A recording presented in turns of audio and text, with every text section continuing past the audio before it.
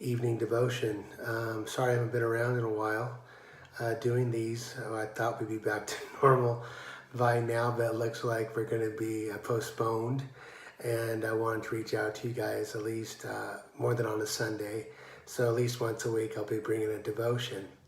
You know, we live in uncertain times, and we live in times of all types of pressures coming at us vocationally, emotionally, socially, spiritually. We are facing so many.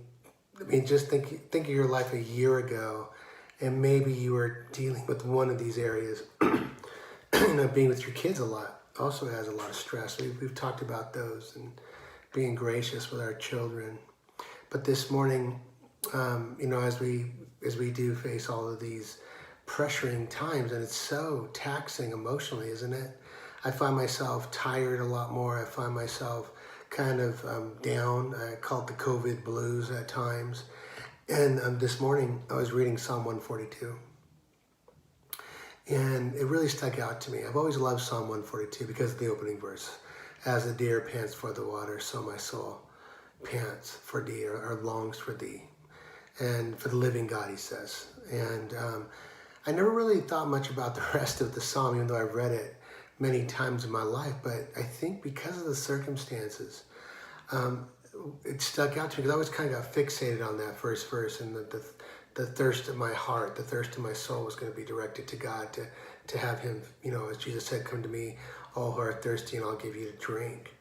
But if you read the rest of the psalm, the sons of Korah, the ones who wrote this psalm, they're going through a hard time emotionally.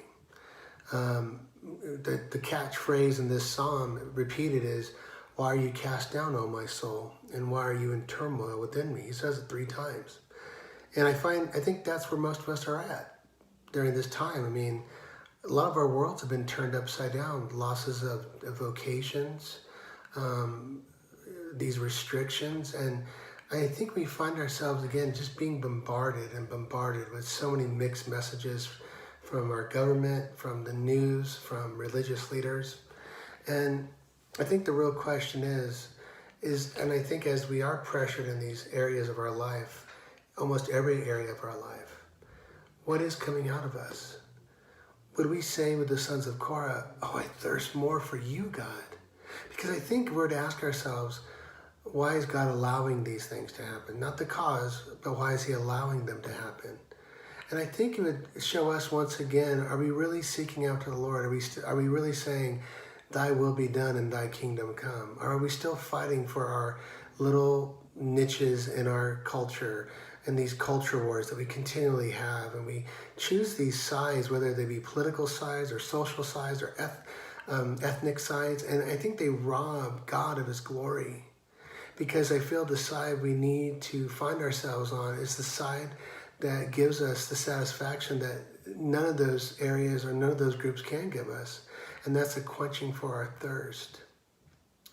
And I think we have to ask ourselves, when we find ourselves so rocked by what's going on around us, we should ask ourselves the same question the psalmist did. "Why are you cast down, O my soul?